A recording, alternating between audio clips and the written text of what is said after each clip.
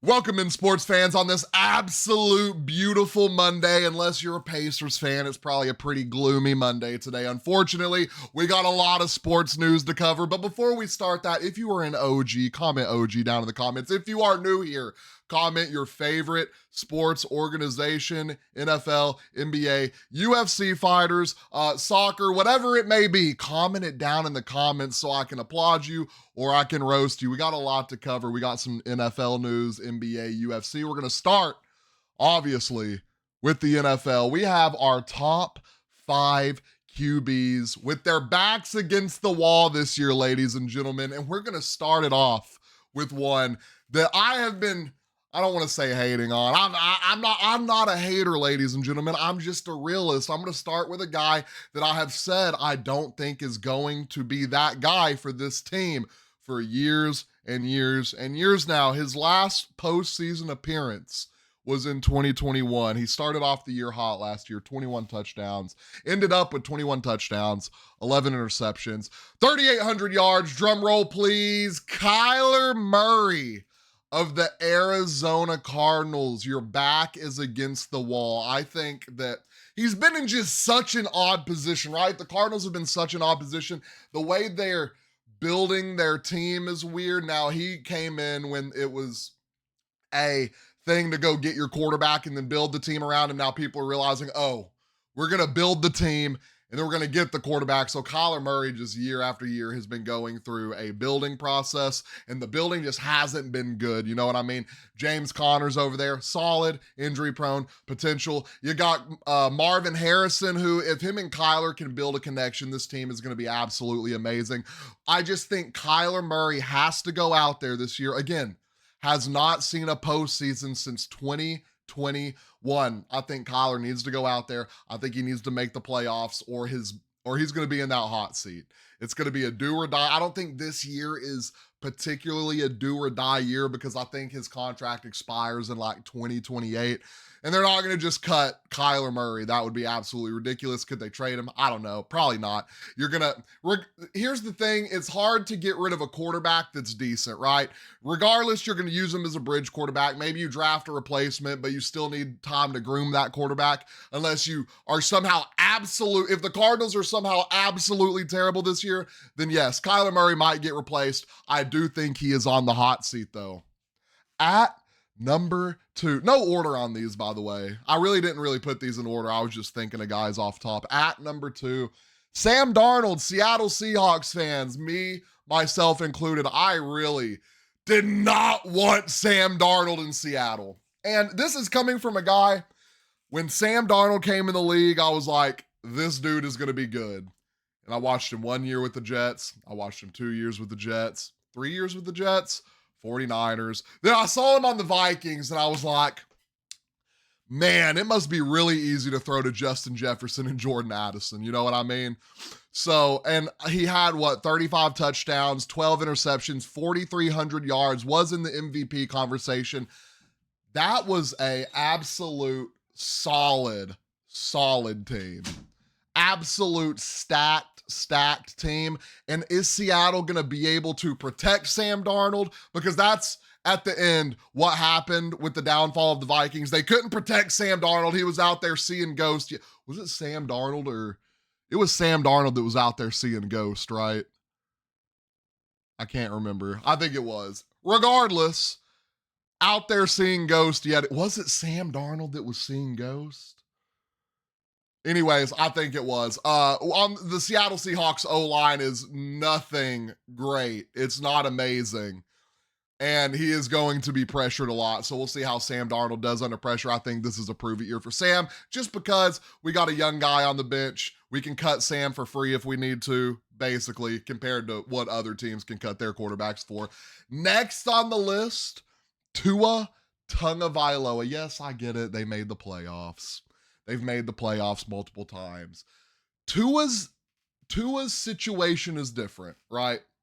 One, if he gets a concussion again, the NFL's medically retiring him. I'm glad they have a guy on the... Who did they get? Quinn Ewers. I think Quinn Ewers is going to see some time this year, which is unfortunate because if Quinn Ewers sees some time this year, they're probably medically retiring to us. 19 touchdowns last year, 7 interceptions. Obviously didn't play the whole season. When's the last time Tua played a whole season? Was it the year before? He had a pretty solid season the year he played the whole. But that's the thing. When you're a franchise trying to go and be great, when you're trying to win a championship and you don't know if your starting quarterback, the most important position on the field, ladies and gentlemen, the most important position on the field, the one where when your starting quarterback goes down, unless you got Nick Foles on the bench, you're probably going to be absolutely awful. Not a lot of teams have great quarterbacks that can go and your starting quarterback goes down and you're like, you know what? We got this guy on the bench. He can lead us and do it. Now, I know in theory, that's what you build your team to do. You're a backup quarterback for a reason. And the Dolphins' backup quarterbacks get a lot more PT than they absolutely should. I think this is a prove-it year for Tua Tagovailoa. If he gets injured again or has a bad year, we might see Quinn Ewers. Anthony Richardson of the Indianapolis Colts, you are on the hot seat, brother. And they've made it known that Anthony Richardson is on the hot seat. They've made it known they're bringing a quarterback in to compete with him for that starting position. And I'm going to be completely honest with you guys. I think Daniel Jones is that starting quarterback by week 1. I think week 1, they're rolling out Daniel Jones. The thing with Anthony Richardson is Josh Allen completely ruined the league. I'm going to throw it out there. Josh Allen and Lamar Jackson more or less Josh Allen. Josh Allen came in the league, and what they were saying about him is he's so athletic. If you can teach him how to pass, he's going to be ridiculous. They luckily, he had the intangibles to learn. He was a decent passer, but they turned him into a really good passer, if I do say so myself. Anthony Richardson is having a problem with that. I know y'all remember Josh Allen coming in and doing nothing but running the ball his rookie year. What did he do, start halfway through the season? And they might have thrown the ball, I swear on my life, everything I love, 5 times a game. It was actually kind of insane to watch, but Josh Allen is a dog. Guys like Anthony Richardson are getting drafted now. Not a lot of college tape. Big arm, athletic, and can run through you. And they're like, oh, we're going to teach him how to pass. They're having a hard time teaching Anthony Richardson how to pass, ladies and gentlemen. I think he's on the hot seat. I have an honorable mention before we get to our, I would say, top guy. I said these weren't in order, but this is probably our top guy. Honorable mention, Trevor Lawrence. I'm not putting you on that seat yet because you just got paid. I think you just got paid, 2 years ago? We got to see something. I get it. He was injured last year. Haven't had great teams. Has had nothing but wide receiver 2s his whole career. You finally got a guy that I think can be wide receiver 1. You got Travis Hunter. He could potentially be a wide receiver 1. I think you got versatility over there now. The running room is solid. You got a deep running back room. I think Etienne's good. I think he was injured last year. Tank Bigsby a dog. I think you went and drafted someone else that's supposed to be an absolute stud. All right? I think Trevor Lawrence could potentially be on the hot seat. I'm not saying he is yet, just because he started with terrible coaching, injuries, this, that. I think this is the team that if he cannot go and win a playoff game with this team, something is wrong. All right? And last but not least, ladies and gentlemen, is it y'all's year this year, Dallas Cowboys fans? Because it's really up to Dak Prescott. Dakota Wayne Prescott III. Is he a third? Not really sure. Don't know. I think Dak Prescott is on the hot seat. Now, he's coming off, obviously, an injury year. The year before that, coming off of a MVP season. And the year before that, was he injured? Dak's either really good or he's hurt. I'm going to put it like that. Dak's either really good or he's hurt. You're paying him a lot of money, ladies. Top 3 paid athlete, not in the NFL, ladies and gentlemen, in the world. In the world. That's over the soccer money, ladies and gentlemen. That is over the baseball money. Dak Prescott, you got to go out there. You got to win a playoff series, and you really got to go to the Super Bowl. That's going to be a hard thing to do with the Commanders and the Eagles in your division, though. But I think Dak Prescott has to go out there and prove it this year. I don't think Joe Milton is the guy to take his job. Could he be crafted into again, Joe Milton, no film, big guy with a big arm, Can you teach him how to pass? So we're going to see how that goes. Could he de-helm Dak Prescott? I highly doubt it. I still think Dakota Wayne Prescott III is on that hot seat. What I need y'all to do after that segment of our top 5 quarterbacks with their back against the wall, let me know. Did I miss a quarterback? Did I misplace a quarterback? Let us know down in the comments. On to our NFL MVP odds predictions. Earlier this week on TikTok, YouTube, Instagram, Twitter, every social media site, I predicted my NFL MVP, as I will do today. And I want y'all to predict y'all's down in the comments. We have our MVP odds predictions. I did the top 5 odds. There's a big jump that we're going to talk about. And then there's a guy above 3 other guys that was kind of mind-blowing to me. Starting off with, obviously, our top 2 guys, our guys that have been in the MVP conversation year after year. Lamar Marvelous Jackson and Josh Allen III are both tied at 550 odds. Both guys can run the ball physically. They're fast. I wouldn't say Josh Allen's elusive. I would say he'll just run through you or jump over you, something crazy like that. Can I just say, the way Lamar Jackson runs the ball is scary. Like Josh Allen, you know he's going to run the ball. Lamar Jackson, when he rolls out of that pocket, defenders don't know if they need to go get him or if they need to drop back. Like you'll see defenders out there, bro. I'm talking linebacker, bro. I'm talking a linebacker running a 5'4", bro. Right here, right? Lamar Jackson rolls out. He's not moving from here, bro. Because if you rush him, he's running past you. If you drop back, he's gaining 10 yards. Lamar Jackson might be the best quarterback we've ever seen. And this is coming from a guy that his rookie and sophomore year, I said he was a running back.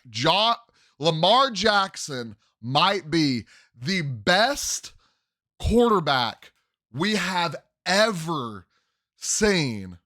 Or the best athlete we've ever seen. I mean, something about, you got the Mahomes, the Bradys. They're just different. Lamar is the best running quarterback we've ever seen. Let's put it like that. Both of them tied at 550 odds. Then you have, this made me want, last year I said Joseph Burrow was going to win the MVP. I think Joe Burrow should have won the MVP if Joe Burrow would have made it to the playoffs. If his defense would have done something for him, I think Joe Burrow would have won MVP, but since he didn't make playoffs, they didn't give it to him. You don't have a triple crown winner. Did Matthew Stafford win MVP the year he had Cooper Kupp as the I don't even remember who won MVP that year. Chat, who won MVP back when Cooper Kupp was the triple crown? I honestly really don't remember. It was not Matthew. Has Matthew Stafford ever won an MVP? That's a good question. Having a triple crown and throwing dang near 50 touchdowns, I might be wrong on that. I'm pretty sure he threw 40 plus, probably close to 5,000 yards, probably he might have thrown a lot of interceptions. He threw a lot last year, which is crazy because Chase Brown, absolute dog. I just want to throw that out there. Chase Brown, absolute dog. Joe Burrow was my favorite to win MVP before the season started. At number 1, 2, 3, 4, Patrick Mahomes plus 700. What's crazy is Patrick Mahomes is at that state in his career where the team is just flowing. Not one person is doing it all. Obviously, Mahomes keeps them in the games, keeps them in the game, keeps them going, and his IQ. Here's the thing about guys like Mahomes and Brady. Well, I mean, Lord have mercy, how many MVPs did Brady win? Just what age did he win his last MVP? Like 40, 39? Just timeless quarterback. And that's like guys like Patrick Mahomes. They're going to stay in that conversation because they can go out there and they can win games throwing as little or as many touchdowns as they need to. So that's why Mahomes is a 700 favorite. Then we have, we'll get to that, Jaden Daniels, a 750 favorite. And I want to say, I'm one of those guys, I'm not putting a rookie quarterback in my top 10. I'm not putting a sophomore quarterback in my top 10 unless he's absolutely ridiculous the first half of the season. Just because I feel like to be a top 10 quarterback in this league, I got to see consistency. I got to see it for more than one season. I get it if you did it for a whole season your rookie year. The NFL has the tape on you. Let me see it now. Exactly what I said with CJ Stroud. Look what he did this last year. I wouldn't say regressed, kind of stayed the same. Got a better team, stayed the same. Not a good look. And then we have a massive jump. Just to remind y'all, Lamar Jackson, 550. Josh Allen, 550. Mahomes, 700. Jayden Daniels, 750. And then right after that, coming in at a whopping 1,700, Super Bowl winner, Jalen Hurts. I don't know what Jalen Hurts has to do to get his respect. I guess he has to pass more. How about that? I guess Jalen Hurts has to go out there and pass more to have better odds at his MVP chances. Tush Push didn't get banned. Still going to be getting in the end zone a lot. I guess they're assuming just because Saquon's on the team that it's going to take away from the Jalen Hurts stuff, which it didn't last year. Jalen Hurts actually took away from Saquon more than Saquon took away from Jalen Hurts. The passing game was a little lackluster, but that's not Jalen Hurts' fault, right? That's Saquon Barkley's fault. We saw in the Super Bowl, Jalen Hurts, when you could kind of slow Saquon down, which I wouldn't say they slowed Saquon down. The Chiefs went out there and played the run, right? Jalen Hurts can air that MFing thing out. Jalen Hurts can go out there and pass that thing. Ask the Chiefs secondary. I just spit everywhere. Y'all see that? What is that? Did I spit? Might have been breakfast. Who knows? Jalen Hurts can pass that thing, but 1,700 favorite. I get it. Big drop off. I like the top 5. This is our outlier right here. I saw this on the list and was like, maybe Vegas knows something. Maybe first Bears 4,000-yard passer. Obviously, we're talking about Caleb Williams at a 2,800 odds to win the NFL MVP. And why I put this on the list, there's a lot of guys, there's a few more guys I think above him, like Kyler Murray, around 1,700, this, that. Below him, there are 3 guys at 3,000 odd favorites to win the MVP that I just love to see down there. I love to see Caleb Williams above him because they are pretty dang good quarterbacks other than Jared Goff. We have Dak Prescott, who has been in the MVP conversation before. We have Jared Goff, who has been in the MVP conversation before. And we have Brock Purdy. 3 guys formerly in the MVP conversations. Caleb Williams above them. I just like to see it. I like to see Caleb Williams sophomore year going in, 3,800, 35 to 3,800 passing yards.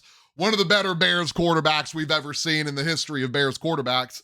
I hope he can go out there and pass for 4,000 this year. I have very, very, very high hopes for Caleb Williams and the Bears this year. I know a lot of people that don't, though. I know a lot of people that are doubting him, counting him out, saying that they just don't think he can be that guy. I would love to see Caleb Williams go out there and be that guy, but if he's not, I'll happily eat my words. Now, my personal NFL MVP prediction, I said earlier in the week, it was Jayden Daniels. And that's really hard for me to say again, like we're going to go back to. I said I don't like putting rookies in my top 10. I don't like putting sophomores in my top 10, ladies and gentlemen, unless they stay consistent for the first half of the year and they show me something special. Jayden Daniels is something different.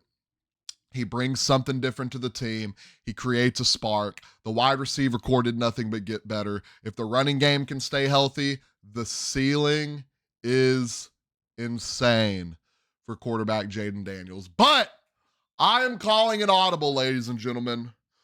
I said it last year. I'm doubling down on it this year. Give me Joseph Dwayne Burrow the 6th as my NFL MVP. I think Jayden Daniels is going to have an insane year, and he can run. I think that's what really separates him and Joe Burrow, but the way Joe Burrow can let that thing go is ridiculous. So I'm rocking with, I think I'm calling it audible. I said Jayden Daniels a week ago. I'm going to double down on Joe Burrow just because I love what he did last year. The offense, I feel like, got a little bit better. The defense, We talked about the defense last week. The defense, if they can stop a nosebleed, they're going to playoffs. But can they stop a nosebleed? That's my question. On to our NBA topics. We have the winner of the finals. We have where do the Pacers go from here? And we have can the Thunder repeat in the state of the West? And we got some Kevin Durant trade action. Starting with the finals yesterday. Let me move this over. I'm so stuffy today, dude. Starting with the NBA Finals, I got the stats right here. Game 6, Game 7 recap. Game 6, I said, and I just feel so bad for Halliburton, dude. I said Halliburton should have sat out Game 6. They went out there, they put B2A on the Pacers. Halliburton played. I looked like a jack, you know what, saying that. Game 7 comes around, and something was off to me. The way Halliburton was moving up and down the court, they would pass him in the ball. He would pass it out to like Matherin or someone, Neesmith, someone like that to bring the ball up court. He would kind of get in position. He would play off the screens. The way he was running the game, he was having an amazing game, by the way. Great shot creating, hitting some insane threes early, which the Pacers needed. The way he was moving just looked unnatural to me. I'm telling you, the moment he hit the floor, you can ask any of my friends, I said, it popped. It's done. His Achilles just exploded. And what makes me sick to my stomach, I don't even, we all saw his reaction on the ground. I don't even think, obviously it was the pain at first. I think that was him. I think that was Halliburton realizing his Achilles just exploded in Game 7 of the NBA Finals. I think that was gut-wrenching for him. He knew what happened. I think the thought of that hurt. I don't want to say hurt more. Lord have mercy. I don't even want to know how an Achilles explosion feels. I think he was overwhelmed with emotion at that moment. And it was sickening to watch. I did make a video telling the Thunder, congratulations to your Mickey Mouse ring. I'm standing on it. The Thunder are a ridiculous. We're gonna get into the ridiculous Thunder team in a little bit. NBA Finals Game 6 went great. Pacers went out, forced the Game 7. That's all you can ask them to do. Pascal Siakam, all the boys did good. All the boys did great. Game 7 comes around. Obvious, unfortunate situation. The MVP showed up. The MVP, Shai Gilgeous-Alexander, showed up, 29 points, 5 rebounds, 12 assists. One stat they like to harp on with the Indiana Pacers, their record was ridiculous when their point guard, obviously Halliburton, had over 11 assists. Last night, they had 6 assists from their highest assist guy, Andrew Nembhard, on the court. Can't win games like that. Notable moments in the NBA Finals other than the injury. Hartenstein going out there grabbing some. I tried to tell y'all about Isaiah Hartenstein. I will say that. I tried to tell y'all about Isaiah Hartenstein. I said that was the absolute best free agency signing before the season started. And obviously, SGA, 12 assists. Was out there absolutely dealing last night. And his midi is ridiculous. It's absolutely insane. Looking at the game stats, Pacers shot better from the field. They shot better from the three. They shot better from the free throw line. They out-rebounded the Thunder. They almost out-assisted the Thunder. Here's what absolutely destroyed the Pacers. 21 turnovers to 7 turnovers. And that just shows how important Halliburton is to this team, because what we realized last night, Pacers best team or second best team, I think OKC's first, pushing the pace down the court. When you don't have Halliburton in it, who is a guy who can slow the game down, the Pacers get a full head of steam, creating more turnovers, putting themselves in worse situations. Love TJ McConnell, by the way. Absolute demon. They had 9 turnovers in the third quarter. The Thunder had 18 to 20 points off turnovers. big game flipper right there. The game was in the reach before all that happened. And when I tell you, TJ McConnell, I think, scored 15 points in the third quarter, and 2 minutes in, what was it like? 3 minutes in to the fourth quarter, TJ McConnell had all the team's points. Unacceptable. I think that this is going to be a great learning experience. It's just so unfortunate that we had to watch that happen in Game 7. We were all ready for Game 7. I think it was anyone's game. Thunder came out, got it done. Shout out SGA, Finals MVP, Lou Dort, Dog, the Dorcher Chamber. They play physical. One thing I said all series, all season, not all playoffs. I won't say all playoffs because I really didn't see the Pacers getting here. Once it got to Pacers-Knicks, I said the Pacers are the only team that are going to be able to keep up with the Thunder because I think they're going to play them physical. They went out there, played physical, but something I didn't expect the Thunder to do back, something I didn't expect SGA to do back. No matter how hard you hit him, he was hitting you right back in your mouth. And you got to respect it, man. His midi's great. His defense is good. He does get more calls than I would like to see. I just think, and I can't, it's hard for me to hate on him getting calls because like the Currys, the Hardens, when you learn how to bend the rules, if you ain't cheating, you ain't trying, baby. When you learn how to bend the rules, you just got to respect it, dude. You just got to respect it. I think that's how much he has put into his game. You just got to respect it in the end. Oklahoma City Thunder are your NBA champions. Now on to our next topic. Where do the Pacers go from here? There is someone I want to call out in this series that I do not want to see on this team next year. Let me go to this box score for y'all real quick because I'm mad. He was bad all series. It's unacceptable. He was bad all season. There's no way. You know what? I'm going to name drop before I. Miles Turner. You are a center. Game 7. You grabbed 4 boards, brother. And it wasn't just Game 7. Game 6. Game 5. 4, 3, 2, 1, the Knicks series. On a contract year, get Miles Turner off this team ASAP. Now, I watch a lot of forgot whose podcast, Jeff Teague. I watch a lot of Jeff Teague's podcasts. Y'all not checked his podcast out. Amazing. Earlier in the series, they were talking, in the playoffs, they were talking about the Pacers need to extend Miles Turner. Big part of this team. I absolutely disagree. You keep Siakam.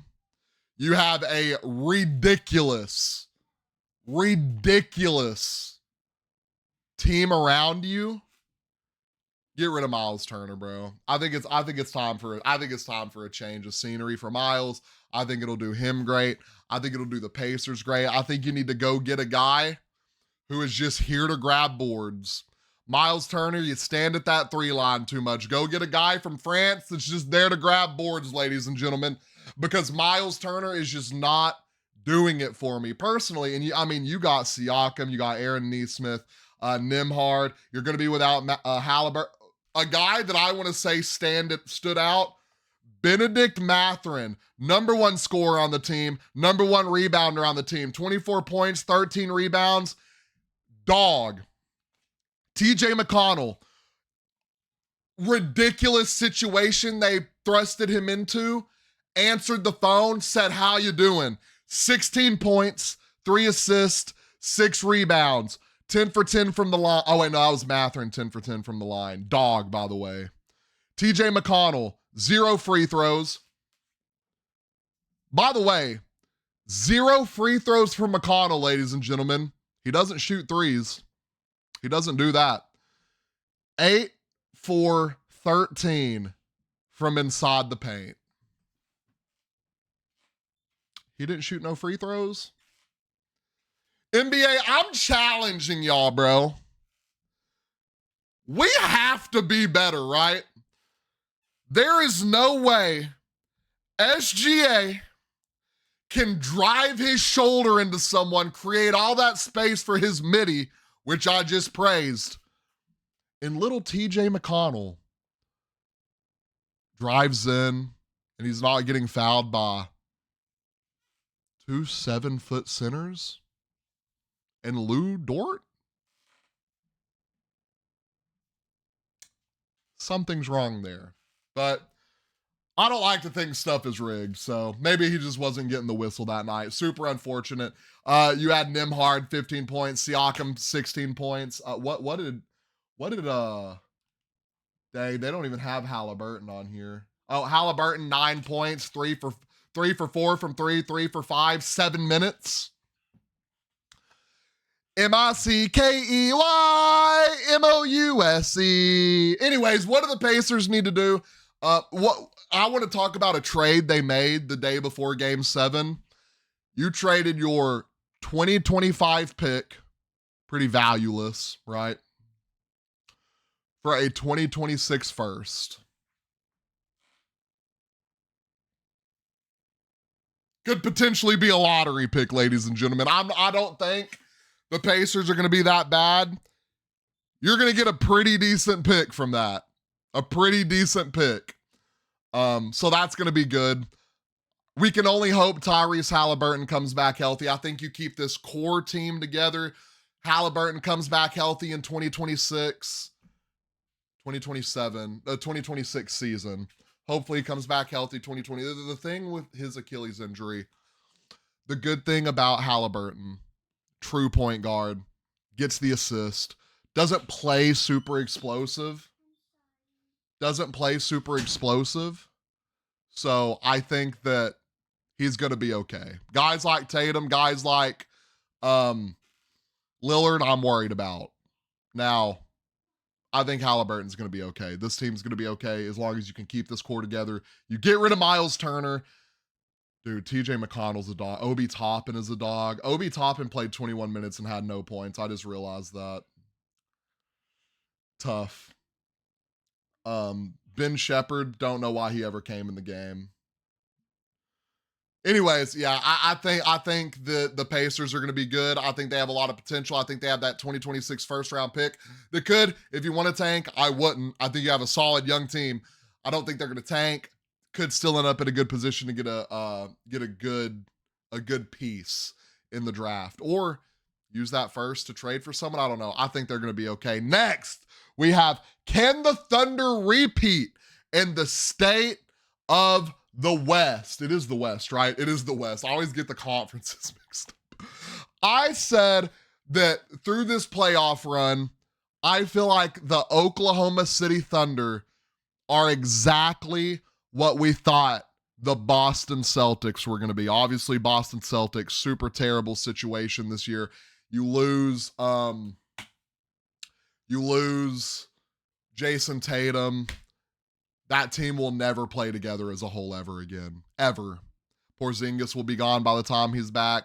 Horford gone. Will Jaylen Brown be there? There's a lot of stuff going on in the Celtics. On the other hand, that core of the Oklahoma City Thunder is going to be together for a long time. Second youngest team in the league to win a ring, ladies and gentlemen. Second youngest team. Some of the best, by the way, 10 of the best defenders in the league? Insane. They play great team basketball. SGA does, I feel like where SGA is misinterpreted, he doesn't give off that MVP vibe. It's like, you see Joker, he's going out there, he's taking games over. LeBron going out there, taking games over. Antetokounmpo going out there, taking games over. SGA gets everyone involved. He can go out there and take the game over. Scoring, he can go out there and take the game over. Passing the rock, he can go out there and take the game over. Playing defense. It's not pretty. It's true though. He can go out there, he can take the game over shooting free throws. But there is a lot of competition in the West, ladies and gentlemen. It's easy to say the Celtics are going to be an insane dynasty. They play in the East. The Knicks fell apart. The Bucks, what's going to happen with the Bucks? Are the Cavs going to come back the same? There's a lot of questions over there. When I tell you there's dogs in the West, there's dogs in the West. Halliburton injury. There's dogs in the West. Jokic, the Nuggets, they're going to look different. I bet they go get some pieces. The Minnesota Timberwolves, they're going to look different. They're going to go get some pieces. Rudy Gobert, you're probably gone. Got one of the best young stars in the league. We're not talking about the Portland Trailblazers. The Warriors, older, potentially getting Giannis Antetokounmpo. If you haven't seen my trade video on that, dogs. Clippers, dogs. Kawhi Leonard, James Harden, some young cats over there. Maybe get one more piece. Dogs. I feel like the Clippers could have gave OKC a game 7 too. By the way, I said the Nuggets needed to lose that first series because I want to see with all my life Kawhi Leonard guarding SGA in the playoffs. Lakers, dogs. I don't care what you say. LeBron, still a menace. Luka, in the gym. Go and get a 5. I don't care who you got to trade. Go and get one. Suns. Then you got the Rockets. Kevin Durant. Welcome to Houston, baby. Dogs. Memphis Grizzlies. Dogs. Pelicans. Sleepers. And my favorite, not my favorite, Lord have mercy, why did I say that? My favorite to watch play the young OKC would be the Spurs. Wemby, Chet. No one on any. I think Wemby might be the best. I mean, not yet. Wemby has potential to be the best player in the league. Teams are about to. What Wemby is about to do, we always speak of change the game, right? If you want to be one of the best players ever, you got to go out and you got to change the game. Victor Wembanyama, as Curry did, made everyone play small ball and start shooting threes. Wemby is about to make teams start drafting some centers again. Because 8-foot wingspan, 7'3", who's stopping him? Name someone stopping him. Embiid? No. Chet? No. Hartenstein? No. LeBron? Maybe. I don't know. The state of the West is just ridiculous, and if the OKC Thunder can go out here and repeat, it's going to be absolutely insane. Like I just named off all these dogs, all these young teams. The state of basketball is in good hands right now. We saw a lot of our older stars get put out early. Curry, LeBron, KD didn't make it. Joker didn't make it to the finals. Kawhi.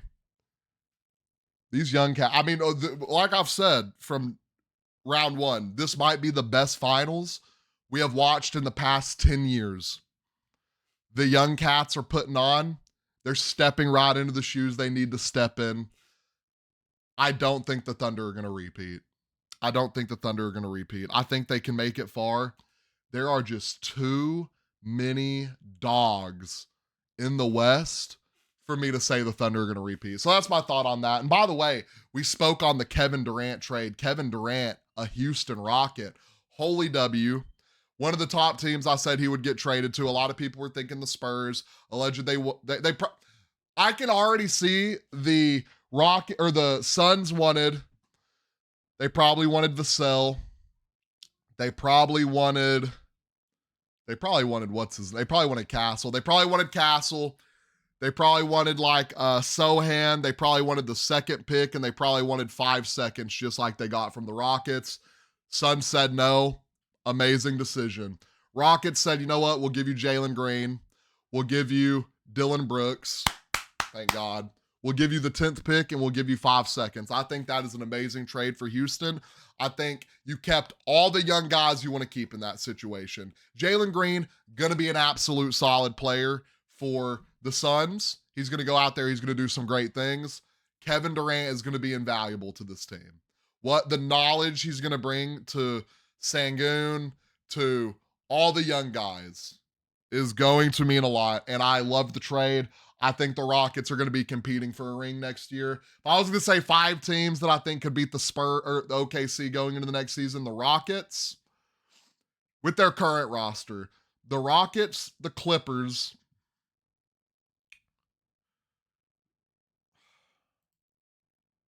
I'm really just going to say the Rockets and Clippers right now. Maybe the Spurs. I could potentially see the Spurs. I just don't know if Wemby would be able to handle a 7-game series. So there's potential in the West. OKC still your reigning defending. So we'll see how next season goes. On to the UFC. We had an absolute ridiculous card this weekend, ladies and gentlemen. I tried to tell y'all about Jamal Hill.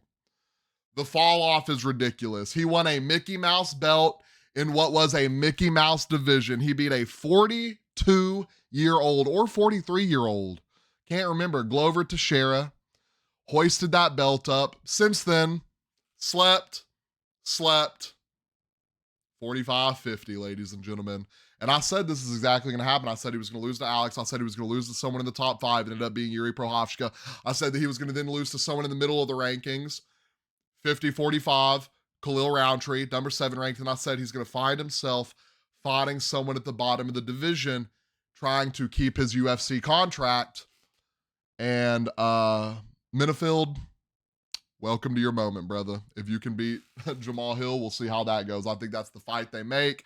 Now, maybe they try to keep him up there a little relevant, a little longer. Maybe they try to give him, what's the dude? Reyes, maybe Reyes and Hill fight 7-8.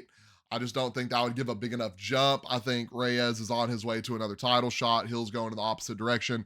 Just doesn't make too much sense to me.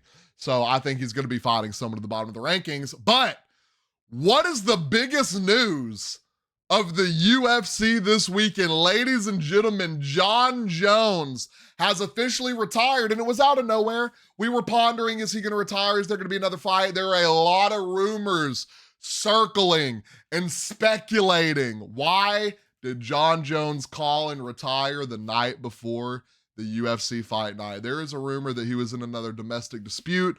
There's a rumor he popped for steroids yet again. Nothing has been confirmed by the UFC yet. All I know is, and I hate Jon Jones as a person. He's an absolute terrible person. Y'all bullied me into liking him. Jonathan Jones is an absolute bum. I'm going to go back on it. I'm going to go back on saying he's the GOAT. I mean, fight like skill-wise, GOAT. I'm going to keep the same energy I give TJ Dillashaw, bum. If you use PEDs at any point in your career and get caught, you've probably been doing it your whole career. Jon Jones, you are a bum. You are a bad sport. You are a fake face of the UFC. The way you have been gaslighting everyone into thinking you are a better person is absolute sick work. Your skill set is ridiculous. Your athleticism, you did not deserve. You cheated. You're a bum. And I'm glad the heavyweight division can move on, ladies and gentlemen. And this is coming from someone that has said Jon Jones is the GOAT. Y'all bullied me into it. Everything I used to say, y'all are saying now. So I'm going to keep it 100 with you. Jon Jones is a fake GOAT. Anyways, on to the state of the UFC heavyweight division. What is happening after Jon Jones retires? Now, we all know that Tom Aspinall is now your reigning, defending heavyweight champion of the world, and we love to see it. What is next for Tommy Aspinall? A lot of people are thinking Ciryl Gane. I think that makes the, by the way, the heavyweight division without the Tom and John fight, it's terrible. Ciryl Gane in line, Volkov in line, Sergey Pavlovich in line. I mean, Aspinall's already beat 3 of the top 5, right? He's beat Volkov, I believe. He's beat Pavlovich. He's beat Curtis Blades? Has he beat Almeida? I can't remember if he's beat Almeida. And then you get to number 7, Waldo Cortez Acosta, who I'm not hating on. I've said he's going to win his last 2 fights. I can't remember if it's been 2 or 3, but he is number 7. Tybura coming off a loss. Sergey Spivak, I think, coming off. Tyburas coming off a loss, right? I think Spivak's coming off a loss. Derek Lewis still in the top 10. Tai Tuivasa has lost 7 fights in a row, and he's in the top 11. So the state of the UFC heavyweight division is bad. What I think is going to happen, who did Cyril Gane fight last? Of course, he beat Volkov. Awesome. Almeida's coming off a win against Spivak. Here's what we're going to do, guys. Jalton Almeida. Curtis Blades is coming off a loss, right? No, Blades won. Okay, Blades won. Blades against... We're going to do Curtis Blades again. I'm making sure they haven't fought before. Awesome. We're going to do Curtis Blades against Cyril Gane. We are going to do Jalton Almeida against Alexander Volkov. Have they fought before? I'm looking. No, they have not. We're going to do Almeida against Volkov. And we're going to do Curtis Blades against Pavlovich. They fought before already. Shoot. All right, we're going to do Almeida against Pavlovich. All right. Cyril Gane against... Who did I say? Lord have mercy, I'm trolling. All right, Cyril Gane. Who is Pavlovich coming off a dub? Okay. We'll do Cyril Gane against Pavlovich. We'll do Volkov against... We'll do Volkov against Curtis Blades.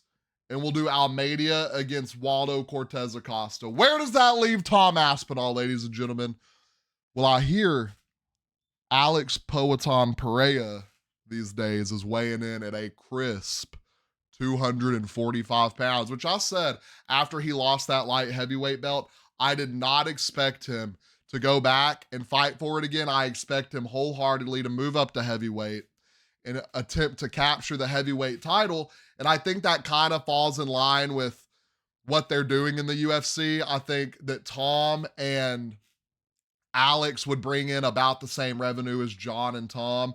So I think we're going to see Alex. I think we're going to see Tom in the heavyweight title fight. I think we're going to see Cyril Gane fight, who did I say, Pavlovich. I think we're going to see Volkov fight Blades. We're going to see Almeida fight Waldo Cortez Acosta. I think that all makes sense. I think it all lines up.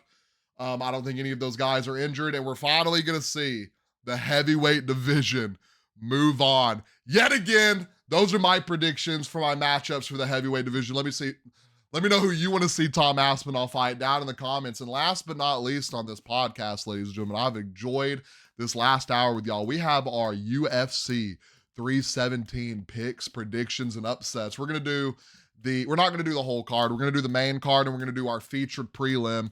We have Topuria versus Oliveira, and y'all already know who I'm rocking with. I don't care if he's the underdog by... Oh, the odds aren't even out yet. I mean, I'm sure they are. Hold on. UFC 317 odds. Let's see how big of an underdog my boy is. Where is it? Charles Oliveira is a 350 underdog to Ilia Topuria's 417. Which is absolutely not ridiculous because I watched an interview with Ilia Topuria earlier, and this man said, I have so much power at 155. Even if I don't connect with your jaw, if I connect with your head, it's going to explode. And Charles Oliveira is one of the most shitty 155s we've ever seen, so it's going to be interesting. Starting at by the way, I'm going Charles Oliveira. Starting with our featured prelim, we have Jack Hermanson and Gregory Rodriguez. Gregory, absolute demon, been on an absolute tear recently. Just kidding, he lost to Cannonier. You know who I'm thinking of? I'm thinking of Christian Leroy Duncan really hasn't even been on a tear. I don't know who I'm thinking of. Rodriguez coming off a loss. He does pose a 21 seconds in round 4. He does pose a great threat. I'm thinking, what is he? He's the favorite. He's a 198 favorite, but something in my soul is telling me to take Jack Hermanson with the W. Next, we got Peyton Talbot and Felipe Lima. Peyton Talbot, one of the young up-and-coming stars in the UFC, got fraud checked. I hate fraud checked. I do say people get fraud checked, don't get it wrong. I hate saying because, like, what do you think the people were screaming back when Islam got absolutely slept his second fight in the UFC? They were probably screaming he's a fraud. He got fraud checked. He got fraud checked. Look at Islam Makhachev now. Pretty solid UFC career. So I think Peyton Talbot bounces back. I think he beats Felipe Lima. Next, we have Brandon Royval and Joshua Van. Joshua Van on an absolute ridiculous run in flyweight right now, and he probably has my boy Charles Johnson to thank for that. That was his last loss, was Charles Johnson. Since then, 3-fight win streak. Last fight, KOing Silva in the third round. W stop. Van is on an absolute tear, but when I tell you there's levels to this, and Brandon Royval is on a different level, give me Royval. This fight's going to be a pick 'em by Fight Night, by the way. It's a 125 to 105 right now. Give me Brandon Royval, who is a slight favorite, with the dub. Next, we have Beneil Dariush and Renato Moicano. Is this a rematch? Is this a rematch, or am I tripping? Who knocked out? Maybe I'm tripping. I think Renato Moicano is going to go out here and win this fight. I think Dariush is kind of just, I think he's run his time in the UFC. His last fight, December 2nd, 2023. Y'all know I don't like guys that have been inactive, which has proven me wrong recently. I don't like guys that are inactive, but they've been coming out here and winning fights recently. I'm going with Renato Moicano. I think he's been the more active fighter. I think he's hungry. I think he wants to get back to a title shot, which he's not going to win. But next we have Pantoja in our co-main event against Kai Kara France. I'm telling you right now, if Kai Kara France cannot beat Alexandre Pantoja, this flyweight division is absolutely done. It's cooked. Pantoja might be the best flyweight, sorry, Demetrius Johnson, we have ever seen. The reason I say that, guys like Demetrius Johnson, females like Ronda Rousey, they were absolutely dominant in cookie cutter divisions. And I get it, you only get to fight the person that's in front of you, but Pantoja is dominating in a more stacked flyweight division. Still not great, more stacked flyweight division. Could we see him move up to 135? That's going to be the question. Can we see him move up to try to take a second belt? I think Pantoja wins this one. And what's crazy to me, you have got to start respecting Pantoja. Where he is ranked on the pound for pound rankings is absolutely disrespectful. And last but not least, ladies and gentlemen, we have Ilia Topuria and Charles Do Bronx Oliveira. You already know I'm rocking with Do Bronx, baby. I think Charles Oliveira going to go out there. I think he's going to get the finish by rear naked choke in the third round. Am I wrong? Potentially. Am I telling you to bet this? Absolutely not. Do I love me some Charles Oliveira? Wham, bam, thank you, ma'am. Yes, I do. I think Ilia Topuria is an absolute demon. I think this is going to be his welcome to the 155 moment against Charles Oliveira. Give me Oliveira. Again, rear naked.